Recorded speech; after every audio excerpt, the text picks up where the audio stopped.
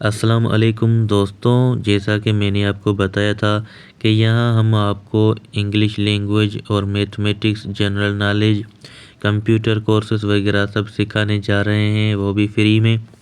तो उसमें से आज हम सबसे पहले इंग्लिश लैंग्वेज शुरू कर रहे हैं, क्योंकि इंग्लिश लैंग्वेज हर जगह काम आती है। आजकल जो बहुत सारे टेस्ट्स होते हैं उसमें इंग्लिश लैंग्वेज सबसे ज़रूरी मानी जाती है। बहुत से ज़्यादा जो क्वेश्चन होते हैं वो भी इंग्लिश लैंग्वेज में ही होते हैं। तो इंग्लिश लैंग्वेज में बहुत से लोग जो पास होते हैं तो वो पास हो जाते हैं, जो रह जाते हैं उनका जो ग्रामर जो है वो वीक होता है।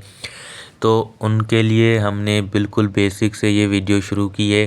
जिनको बिल्कुल ही ग्रामर नहीं आता तो वो इस वीडियो से शुरू कर सकते हैं। उम्मीद करता हूँ आपको कुछ सीखने को मिलेगा।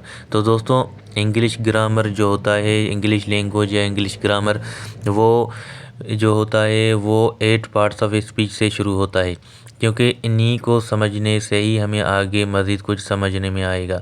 तो दोस्तों देखिए, सबसे पहले जो इंग्लिश ग्रामर का बेसिक होता है वो भी यही होता है। जैसे कि आपको हमेशा कहीं ना कहीं ये सुनने को मिला होगा कि how many parts of speech in English language या इन इंग्लिश ग्रामर। तो आपको आंसर उनका इस तरह से देना है कि there are 8 parts of speech या there are 8 parts of speech in English grammar.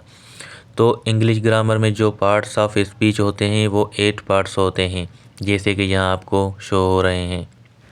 जिनमें से सबसे पहले आपको नंबर 1 पर नाउन दिख रहा होगा, दूसरे नंबर पर प्रोनाउन, तीसरे पर वर्ब, चौथे नंबर पर एडजेक्टिव, पाँचवें नंबर पर एडवर्ब, छठे नंबर पर प्रीपोजिशन, सातवें पर कंजंक्शन और आठवें पर इंटरजेक्शन। दोस्तों, ये जो 8 होते हैं ये 8 पार्ट्स ऑफ स्पीच कहते हैं, यानी कि 8 पार्ट्स ऑफ स्पीच कहलाते हैं।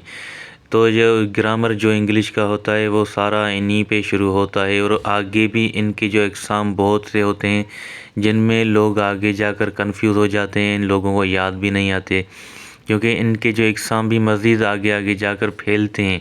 मतलब कि यही आगे मतलब ऐसे फैल जाते हैं कि लोग इनको देखकर ही ग्रामर या तो मुकम्मल नहीं कर पाते या तो समझ नहीं पाते, और फिर ये ऐसे ही रह जाते हैं, फेल हो जाते हैं। तो दोस्तों, अगर आपको वो सब कुछ सीखना है, आज अगर आप सीखेंगे तो आप हफ्ते के बाद अपने आप को कुछ महसूस करेंगे कि यार मैं कुछ अच्छा फ़ील कर रहा हूँ, मुझे पहले कुछ नहीं आ रहा था, अब मुझे बहुत कुछ आने लगा है। अगर आप चाहेंगे, सपोर्ट आपकी मिलेगी, आप कुछ ज़्यादा सीखना चाहेंगे, तभी हम आपको इंटरेस्ट लेकर हम भी आपको सिखाने की कोशिश करेंगे। और अब बात रही कि इन 8 पार्ट्स ऑफ स्पीच को जो हमने आपको इंग्लिश में नाम बताएं, इनको उर्दू में क्या कहा जाता है। जैसे कि पहला जो नाउन है उसको उर्दू में इस्म कहा जाता है, और जो प्रोनाउन है उसको उर्दू में ज़मीर कहा जाता है, और जो वर्ब है उसको उर्दू में फ़ेल कहा जाता है। एडजेक्टिव जो 4th नंबर पर है उसको उर्दू में सिफ़त कहा जाता है। एडवर्ब जो है उसको ज़र्फ़ कहा जाता है, और प्रीपोजिशन जो है उसको हर्फ़ जर कहा जाता है।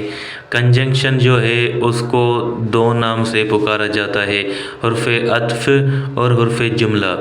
ये दोनों जहन में रखें, क्योंकि कहीं पे आपको हर्फ़ जर सुनने को कहीं पे आपको हर्फ़ जुमला सुनने को मिलता है, कहीं पे आपको हर्फ़ अत्फ़, और जो 8 नंबर पर है वो हर्फ़ निदा कहा जाता है।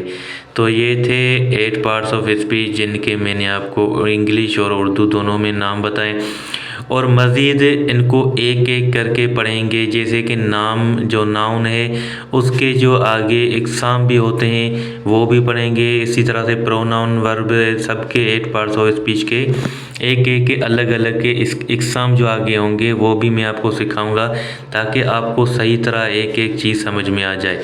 तो दोस्तों, अगर आपको मज़ीद सीखना है इनके बारे में तो मेरे चैनल को सब्सक्राइब करें, फॉलो करें, लाइक करें, वीडियो को दोस्तों और दूसरों में ज़रूर शेयर करें, ताकि आजकल जो गवर्नमेंट और प्राइवेट टेस्ट्स चल रहे हैं जिनमें इंग्लिश ग्रामर, इंग्लिश ज़्यादा से ज़्यादा आ रही है, तो सब जो गरीब हैं, हर कोई बेरोज़गार है, हर कोई पास हो सके और अपना रोज़गार हासिल कर सके। आप किसी और का भला चाहेंगे तभी ऊपर वाला आपका भला चाहेगा। तो दोस्तों, वीडियो पसंद आई तो लाइक करें, शेयर करें, सब्सक्राइब करें और आने वाली वीडियो का इंतज़ार करें।